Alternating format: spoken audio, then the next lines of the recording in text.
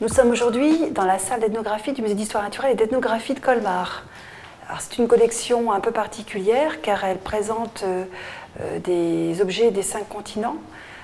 Par manque de place, nous ne présentons que 2 vitrines avec 2 thématiques différentes. Donc en ce moment, l'Éthiopie est présentée ainsi que l'Océanie.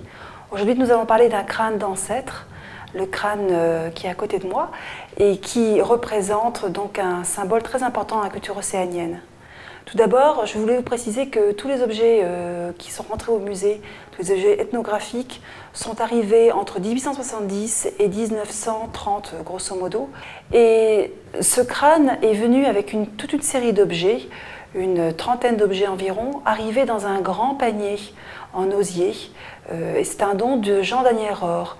Jean d'Agnières-Ors est un militaire qui a vécu au XIXe siècle et qui nous a offert en 1845 ces objets. Ces objets proviennent des îles Marquises et sont tout à fait particuliers parce qu'ils ont appartenu à un même personnage, un chef marquisien, et sont très symboliques de la culture marquisienne.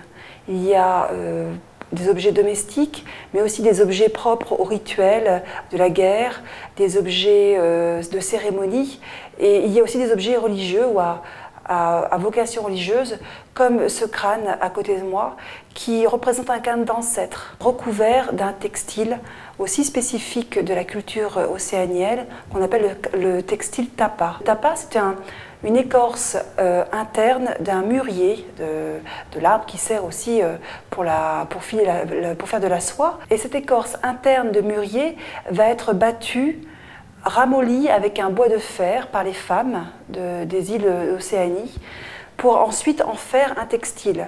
Aussi bien un textile pour la vie de tous les jours qu'un textile destiné à un usage bien précis, notamment à cet objet-là.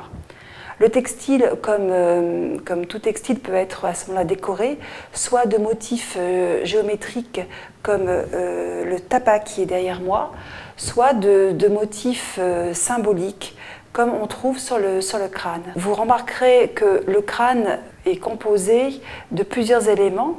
Il y a d'abord des animaux. Il y a un requin qui représente une force, puisque les Océaniens, bien sûr, vivaient en harmonie avec leur environnement, notamment leur environnement marin. Et là, le requin est très symbolique dans la culture océanienne.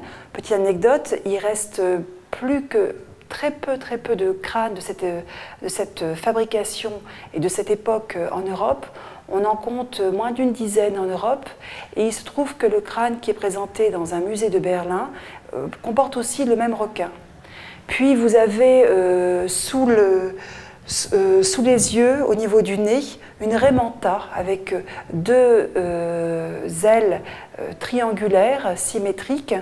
Aussi un autre animal bien spécifique de la culture océanienne. Puis enfin les 2 yeux qui sont présentés par 2 grands cercles, ce sont des soleils. Le soleil tout simplement pour le rayonnement de l'âme de la personne. Donc ce sont des crânes des crânes humains recouverts de ce textile, le tapa, qui cache entièrement le crâne. Cet objet était en général posé sur un autel. Ce crâne est spécifique aussi, il est aussi important que l'idole, le tiki, qui est vraiment symbolique dans la culture océanienne, qui est une sorte de dieu.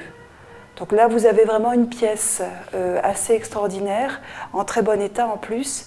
Et ce qui fait la spécificité de la collection océanienne de Colmar, c'est que nous avons une petite série d'objets, mais qui ont appartenu à la même personne, un chef marquisien, et qui plus est, qui ont été très bien renseignés. C'est-à-dire que quand les objets sont arrivés en 1845, nous avons eu la chance d'avoir la liste complète des objets avec leur nom vernaculaire, leur nom en marquisien, ce qui nous a permis d'avoir beaucoup d'informations sur les objets et aussi de pouvoir compléter la connaissance sur cette culture. Et ces objets, même s'ils sont peu nombreux, donc, font partie d'un petit groupe très intéressant qui est assez rare en Europe et en France. Les plus belles collections océaniennes en France sont essentiellement situées dans les ports, La Rochelle, Rochefort, des muséums aussi, mais aussi Marseille et Lille.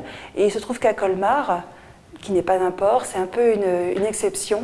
Nous avons une collection océanienne vraiment remarquable grâce à Jean-Daniel Rohr, un lieutenant de capitainerie qui était basé à La Rochelle et qui, en hommage à sa ville natale, a envoyé plusieurs objets en 1845.